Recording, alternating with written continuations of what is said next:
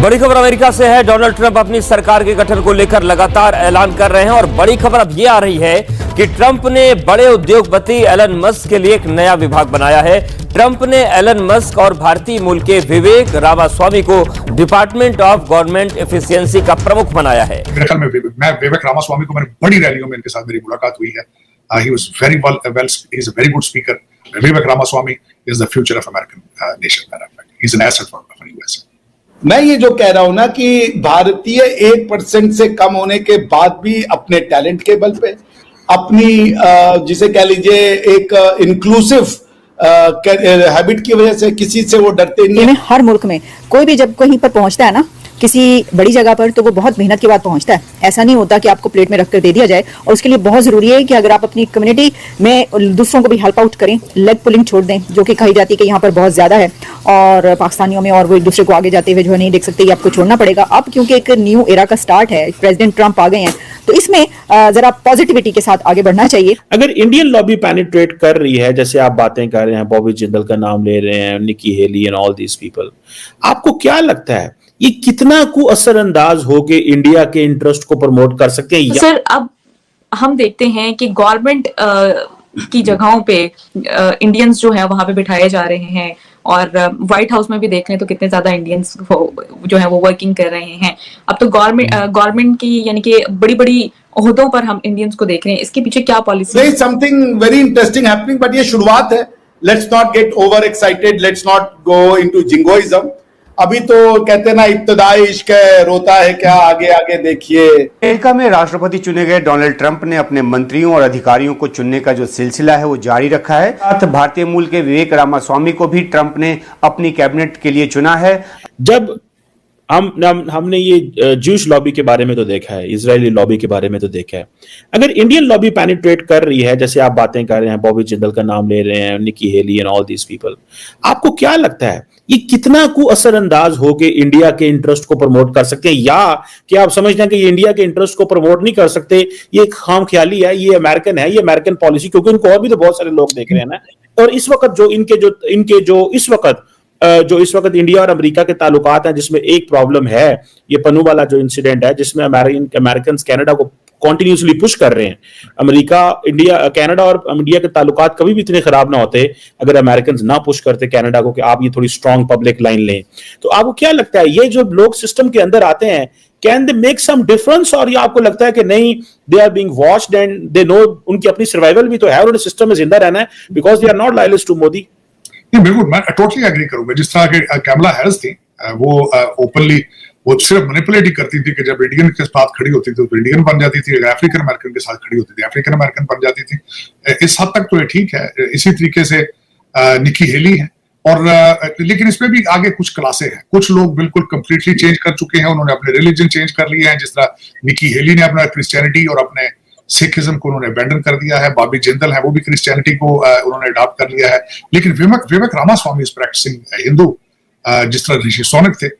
तो अल्टीमेटली देखें, डीएनए का फैक्टर होता है, और आपको पता है कि कुछ ना कुछ सॉफ्ट फीलिंग होती है, कुछ ना कुछ उसके आप वो कहते हैं जी, लगदे मार के सट दे छामे सट दे, तो फिर इतना तो फर्क होता है ऑफ कोर्स। और कहा जाता है कि ये काश पटेल जो है, ही also referred about the Ayodhya मंदिर के बारे में भी उन्होंने अल्फाज बोले थे, विच नॉर्मली अमेरिका के अंदर जो है वो लोग नहीं बोलते। तो इट मींस कि ही रेगुलरली लुक्स इंडिया, और बड़ा रेगुलरली देखता है। और उन्होंने इंडिया के ये जो राम टेम्पल के हवाले से ये जो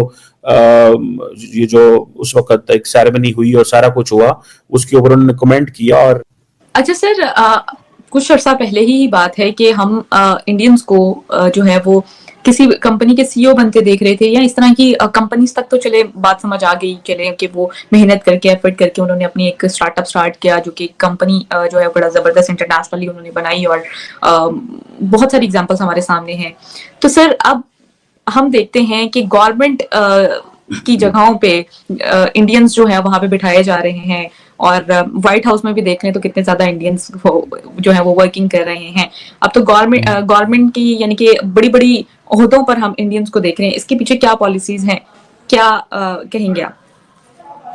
देखिए, एक चीज कंपनी के सीईओ का सफर जो है गवर्नमेंट मतलब ऑफिशियल्स तक कैसे तय किया, क्या पॉलिसीज थी, क्या कहना चाहेंगे?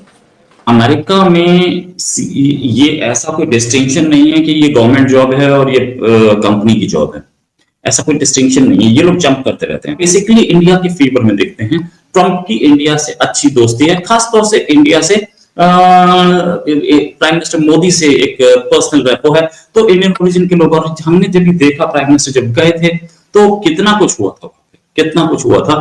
ट्रंप और इंडियन ओरिजिन के लोग एक इंटीग्रेशन में काम कर रहे थे।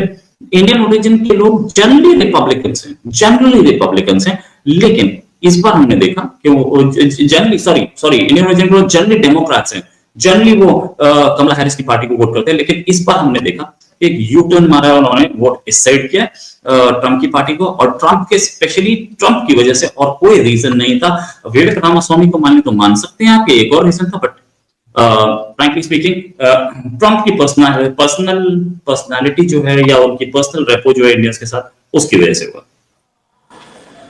आप इंडियन को आने नहीं देती हैं वीजा लेकर के, वो आपके यहाँ पे एज CIA चीफ आएंगे। और कल को यदि व्हाइट हाउस में कोई इंडियन प्रेसिडेंट बन गया तो आप क्या करिएगा? उसके चांसेस बहुत ज्यादा है। क्यों?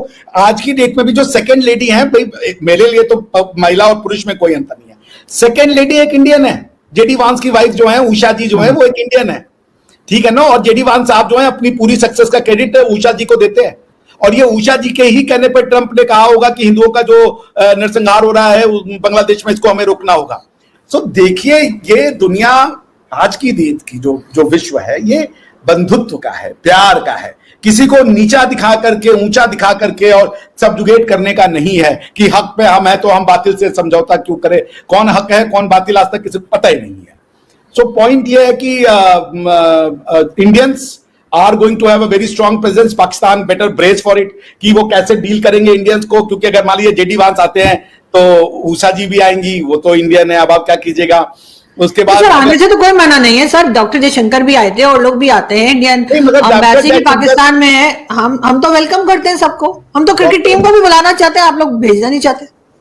डॉक्टर जयशंकर को लेने कोई नहीं गया था, एक PPS भी नहीं गया था पाकिस्तान प्रोविंशियल